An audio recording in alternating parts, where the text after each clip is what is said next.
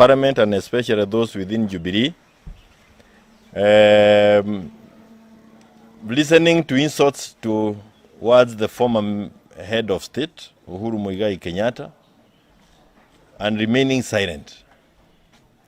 Some of those members are people he has personally, financially supported, even campaigned for to become members of parliament, if not this term, at least in 2017.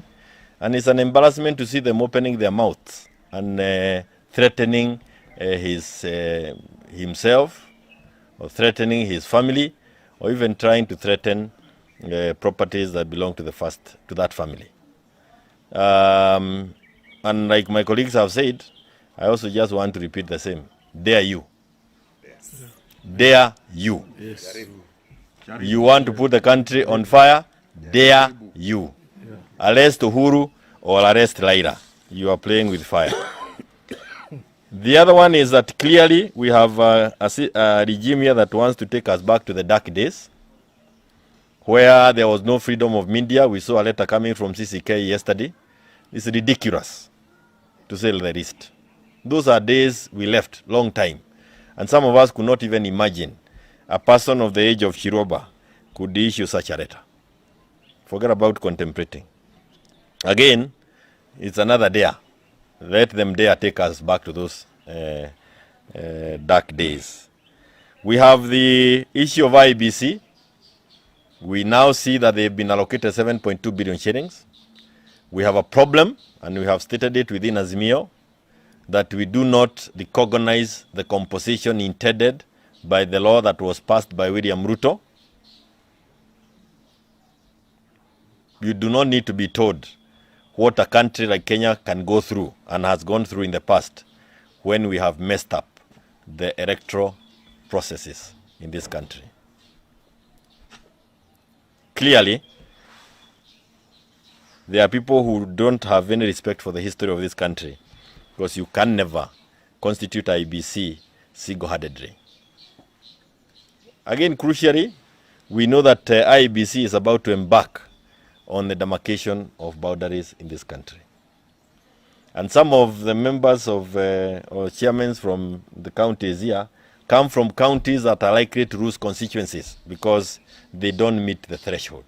So we are going for demarcation of boundaries without the protection that was being sought for the constituencies that don't meet the threshold.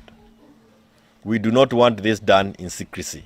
We want it put clearly and without any ambiguity, and we want it ahead of time. What is it they intend to do? And in any case, they cannot undertake the boundaries review when they have not been constituted in a manner that we have all agreed upon. We've talked about maandamano, and we now know again some two politicians within Mount Kenya have already reached out to some young people so that they can be planted within our maandamanos as goons to cause trouble from within. I want to caution the young men. Please, if you don't if you don't believe in the maandamano, the revolution that is with us now, if you don't believe in it, do not attempt to join it.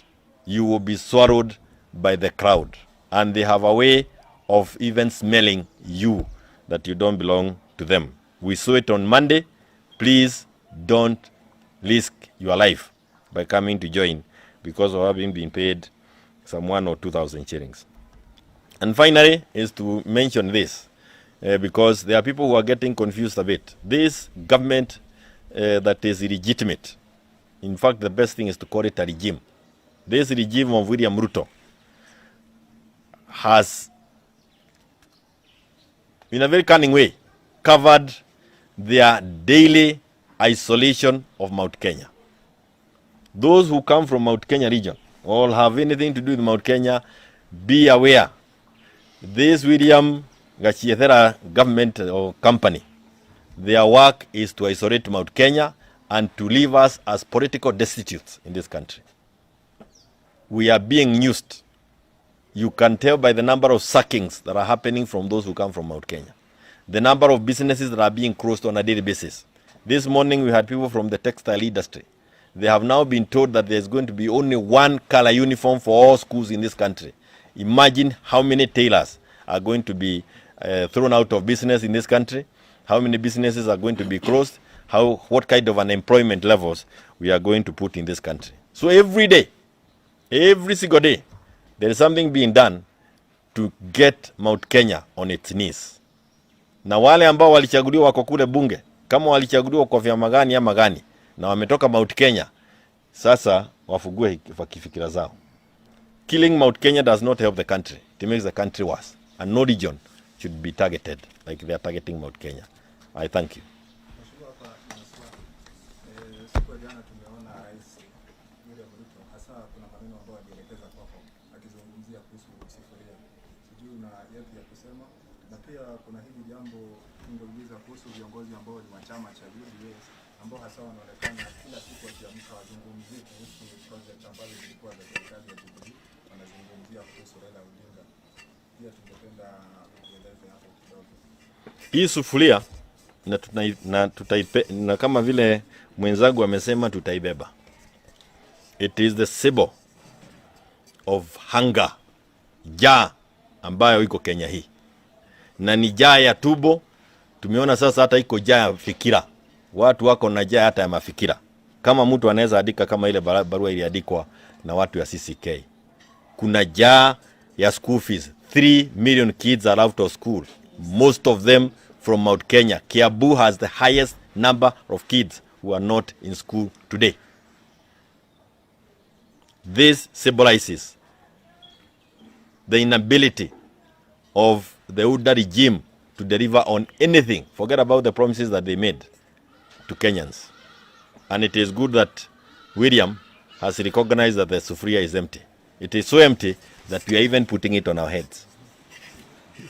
Yes. Let him address what this is talking about. Yes. And it is not siasa ya kucheza na hii. Ile mambo yako ya kwenda kanisani na kuanza kucheza zile sarakasi zake. He is lied to us enough number of times from the pulpit. Ile uongo yote tunasukukana naye hapa Kenya hii, alisema kwa kanisa kwa pulpit. Abebe hii, apeleke kwa pulpit. Atuambie vile ataijaza chakula.